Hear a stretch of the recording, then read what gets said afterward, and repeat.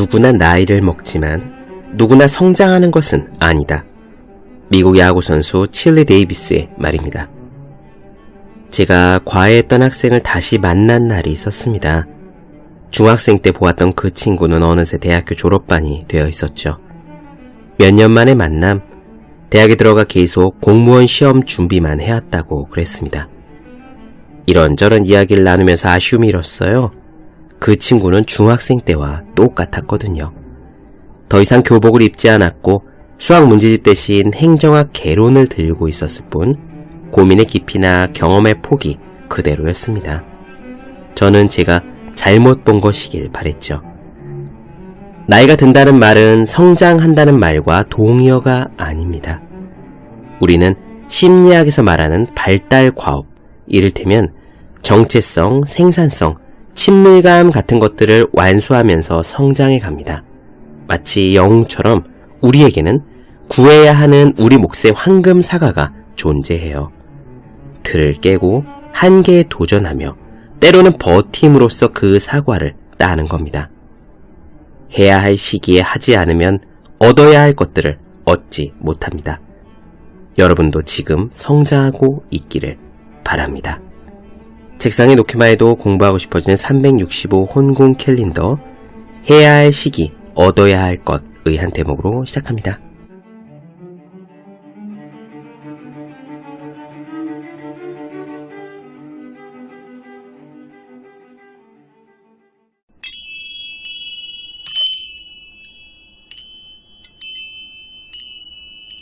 네, 안녕하세요. 본격 공부자극 팟캐스트 서울대는 어떻게 공부하는가 한지우입니다. 우리는 지금 마이클 싱어의 상처받지 않는 영혼 보고 있습니다. 여러분들께서는 이 싱어의 이야기를 어떻게 듣고 계신지 모르겠어요. 혹시 느껴지시는지 모르겠지만 저는요, 굉장히 신나는 상태로 조금 더 정확하게 표현하자면 영어로 블리스라고 하죠. 약간의 희열을 느끼는 상태로 이 싱어의 글들을 나눠드리고 있습니다. 팟캐스트를 준비하고 녹음을 하고 편집을 하면서 다른 누구보다 더 저 자신이 싱어의 가르침을 쭉쭉 흡수하고 있는 듯한 느낌이 들기 때문이에요. 싱어는 처음에 우리가 어떤 존재인지 이야기했습니다. 우리는 우리의 경험, 체험, 감각, 그리고 감정과 느낌을 바라보는 인식 그 자체라고 했습니다. 우리는 피나 살덩어리가 아니라 인식이기 때문에 붓다가 불성이라고 했고 힌두에서 아트만이라고 했고 서양에서 소울, 즉 영혼이라고 했던 이 인식이기 때문에 우리라는 존재는 무한하다라고 싱어는 단언했죠. 그 다음에는 우리 몸에서 일어나는 에너지를 이야기했습니다. 우리 삶의 활력, 이 에너지는 음식이나 잠에서 오는 게 아니라 내면에서 솟아나는 힘이라고 했어요. 그 에너지로 우리를 가득 채우는 방법은 단 하나, 그저 어떤 경우에도 스스로의 가슴을 닫지 않는 것뿐이라고 했습니다. 그러면 어떻게 우리의 가슴을 닫지 않느냐, 마음을 활짝 여는 상태를 유지하느냐, 지금 그 세부적인 가이드들을 살펴보고 있죠. 오늘도 이어가겠습니다. 우리가 가슴을 닫는 이유, 고통 속에서 사는 이유는 우리 마음이 만들어낸 목소리들 때문입니다. 그 목소리의 대부분은 걱정, 불안, 초조, 두려움이죠. 그렇습니다. 싱어가 말하길 우리 마음이 가진 주된 언어가 바로 두려움이라고 했어요. 세상에 대한 두려움, 망할지 모른다는 두려움, 미움받을지 모른다는 두려움, 하여간 이 세상을 마음 놓고 살아가지 못하는 근본적인 원인은 두려움입니다. 이 두려움을 없애기 위해 우리는 돈이나 지위, 학력, 승진, 아파트, 명예 등등 수많은 것들로 우리의 두려움을 꽁꽁 감싸고 있지만 그렇다고 해도 이 두려움은 절대로 없어지지 않아요. 적어도 저는 그랬습니다. 통장 잔고가 깨끗이 비어있을 때는 지갑이 조금 무거워지면 두려움이 사라질 거라 생각했지만 글쎄요, 그렇지 않더라고요. 만약 돈이 훨씬 더 많아진다면 두려움이 없어질까요? 지금 확답할 수는 없지만 조심스레 아마 그렇지 않을 거라 예상해봅니다. 왜냐하면 그때는 또 다른 문제들로 인해 두려움이 생길 거거든요. 이렇게 돈, 명예, 지위, 학력 그 어떤 걸로도 해결이 안 된다면 그렇다면 이 삶에서 진정한 성공이란 무엇일까요? 싱어는 두려움 자체에서 해방되는 거라 말합니다. 두려움을 벗어버리고 그저 인생을 즐기면서 사는 경지가 있다고 해요. 다시 한번 강조하지만 이 마이클 싱어는 모든 두려움에서 벗어나 인생을 즐긴다고 해서 저기 저 알렉산더 대왕에게 그저 햇빛이 좀 더 들어오게 비켜달라고 말했던 디오게네스처럼 구덩이 속에서 거지처럼 살았던 것이 아닙니다. 마이클 싱어는 자가용 비행기를 가지고 있고요. 거대 소프트웨어 기업의 CEO입니다. 더 행복하게 살면서, 더 두려움 없이 살면서, 더 많이 일하고 더 많이 공부하며 삶의 중심 속으로 뛰어들어가는 법, 오늘도 싱어를 통해서 듣겠습니다. 그럼 시작할게요.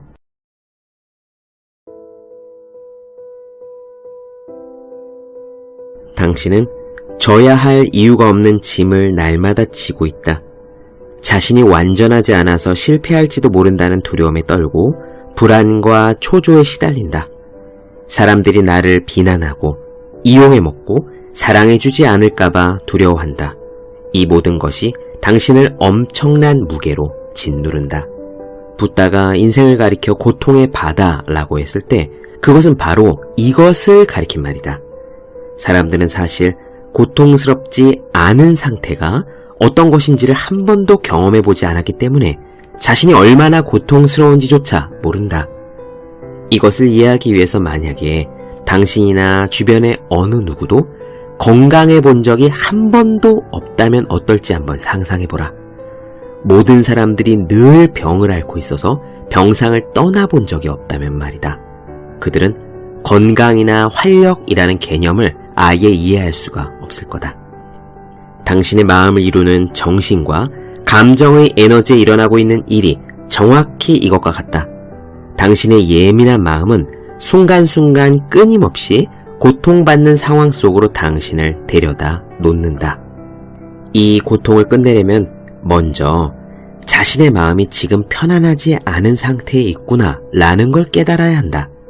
그런 다음에는 마음이 그런 불편한 상태에 머물러 있어야 할 필요가 조금도 없다는 것을 인식해야 한다.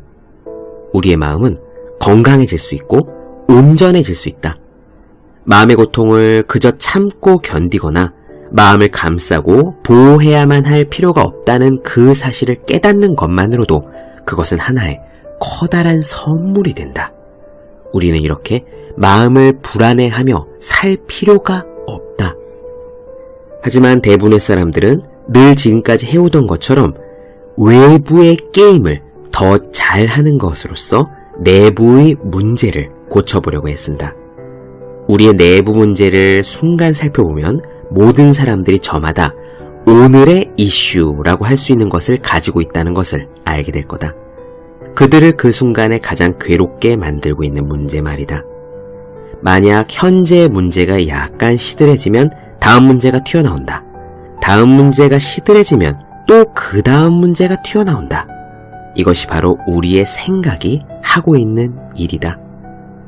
마음은 언제나 내부의 문제를 해결하려면 외부의 무언가를 바꿔야 한다고 충고한다는 점을 깨달아라. 하지만 당신이 지혜롭다면 이런 게임에서 벗어날 것이다. 당신은 마음이 주는 충고가, 그러니까 바깥의 무언가를 해결함으로써 당신의 문제가 해결될 수 있다고 말하는 그러한 충고가 상처받은 자의 충고임을 알아차릴 것이다. 당신 마음의 생각들은 두려움으로 혼란스러워진 상태다. 세상의 모든 충고들 중에서 절대로 귀를 주지 말아야 할 것이 혼란된 마음의 충고다. 마음은 실제로 당신을 잘못된 길로 이끈다. 근본적인 문제는 당신이 자기 자신을 스스로 온전하고 완전하다고 느끼지 않는다는 것이다. 그 근원을 제대로 파악하지 못하면 당신은 그것을 덮어줄 누군가를 혹은 무언가를 찾아 나설 것이다. 당신은 돈이나 사람이나 명예나 지위 뒤로 몸을 숨길 것이다. 당신을 사랑하고 숭배해줄 완벽한 사람을 찾으려고 애쓴다면, 그래서 당신이 어떻게든 당신을 사랑해주고 당신을 숭배해주는 사람을 찾는 데 성공했다면 당신은 사실상 완전히 실패한 것이다. 당신은 문제를 해결한 것이 아니다. 당신이 한 일은 기껏해야 다른 사람을 당신의 문제에 개입시킨 것뿐이다. 사람들이 인간관계에 그토록 많은 문제를 가지고 있는 것도 이 때문이다. 당신은 자신의 내부 문제로부터 출발해서는 다른 사람을 거기에 개입시키는 것으로 그것을 해결하려고 애쓴 것이다. 그 관계는 결국 문제를 겪을 거다. 왜냐하면 관계를 만들어낸 것이 문제이기 때문이다. 지금까지 실패가 어떤 것인지 알아봤으니 이제 성공은 어떤 것인가를 정의 내려보도록 하자. 마음과 관련돼서 성공이란 이런 거다. 예컨대 몸의 건강에 비유할 수 있겠다. 그 성공이란 당신이 마음에 대해 다시는 염려할 필요가 없게 되는 것을 말한다. 당신이 일상을 살아가는 동안에 자신의 일을 스스로 알아서 하는 몸이 건강한 몸이다. 당신이 건강할 때는 몸에 대해 염려할 필요가 전혀 없다. 마음도 마찬가지다. 당신은 어떻게 하면 기분이 좋을지, 어떻게 하면 두렵지 않을지, 어떻게 하면 다른 사람들에게 사랑을 받을지 전혀 고민할 필요가 없다. 마음에게 삶을 바칠 필요가 없다.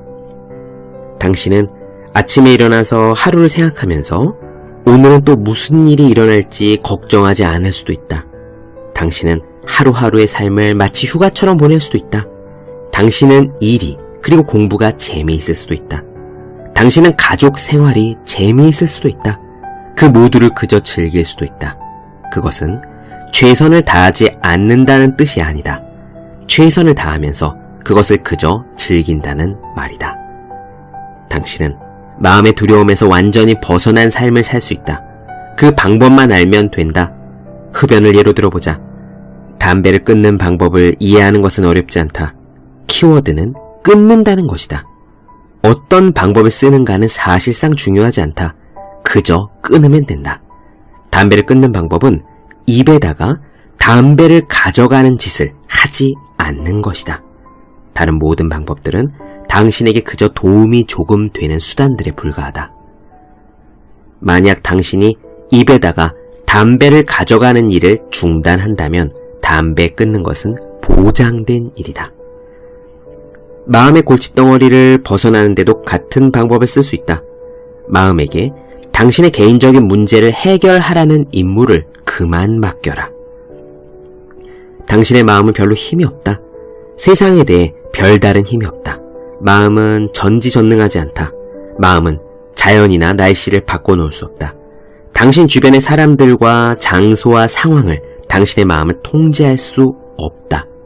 그런데 당신은 마음에게 내부의 문제를 고치기 위해 이 세상을 바꿔놓으라는, 이 세상이 바뀌어야 한다는 불가능한 임무를 부여했다. 당신은 마음과 새로운 관계를 맺어야 한다.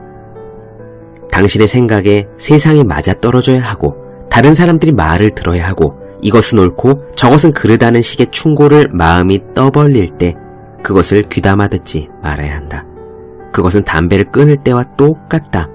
마음이 이것은 좋아, 저것은 싫어, 이것은 두려워 등등의 무슨 말을 하건 상관없이 그저 담배를 입에 가져가지 않듯 그 마음의 소리를 듣지 않는 거다. 당신이 할 일은 마음이 내부의 문제를 고쳐주기를 기대하지 않는 것이다. 그게 모든 핵심이고 뿌리다. 당신의 마음은 사실 원래 컴퓨터나 마찬가지로 하나의 도구이다. 마음은 위대한 사상을 만들어내고 과학 문제를 풀어서 인류에 이바지하는 데 쓰일 수 있다. 하지만 당신의 마음은 매사에 문제가 생기지 않게끔 하려고 늘 노심초사하는데 모든 에너지를 다 쓰고 있다. 이것이 당신에게 유리한 것이 아님을 깨닫고 거기서 부드럽게 빠져나와라. 그것과 결코 싸우지 말라. 당신이 이기지 못할 것이다. 비결은 그저 입을 다무는 거다. 당신은 생각하는 마음이 아니다. 당신은 생각하는 마음을 인식하는 자다. 생각은 마음이 하는 것이고 당신은 그것을 지켜보는 자다. 당신은 그저 거기에 있고 자신이 모든 것을 인식하고 있음을 안다. 당신은 내면에 깃들어 있는 존재, 곧 의식이다. 그것은 생각해야 할 대상이 아니다. 당신이 그저 그것이다. 마음에게 에너지를 주는 일을 그쳐라. 그것이 해야 될 일의 전부다. 이 방법을 따른다면 당신이 할 일은 오로지 힘을 빼고 놓아 보내는 것 뿐이다. 이런 일이 일어나는 것을 발견하면 어깨에서 힘을 빼고 가슴을 이완하고 뒤로 슬쩍 떨어져 나오면 된다. 그 문제를 건드리지도 마음의 목소리에 끼어들지도 마라. 마음의 제잘거림을 멈추려고 애쓰지도 마라. 다만 당신이 그 마음의 목소리를 보고 있음을 알아차려라. 그것이 거기에서 빠져나오는 방법이다. 그저 지나가도록 내버려 두라. 이렇게만 하면 당신은 궤도에 오를 것이다. 당신을 가두던 바로 그것이 이제는 당신을 끄집어내준다. 모든 에너지가 당신에게 유리하게 활용될 것이다. 놓아보내는 이 방법은 당신의 에너지를 해방시키고 당신 자신을 해방시킬 수 있게 한다. 이러한 해방은, 여기서 얻는 자유는 특별한 이름을 갖고 있다. 그 이름은 바로 해탈이다.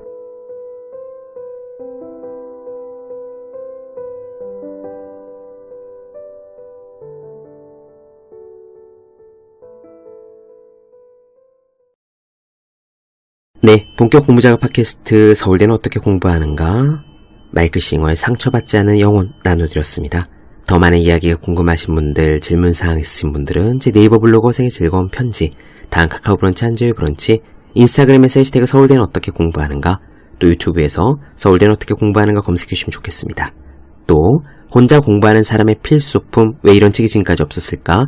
학생, 수험생, 취준생, 직장인 등 공부하는 모든 분들을 위해서 어떻게 공부해야 최대한 효과가 나는지 설명한 혼자 하는 공부의 정석, 그리고 책상에 올려두기만 해도 공부하고 싶어지는 1일 1 공부자극 캘린더, 365 혼공 캘린더를 아직 읽지 않으셨다면 꼭 읽어보셨으면 합니다.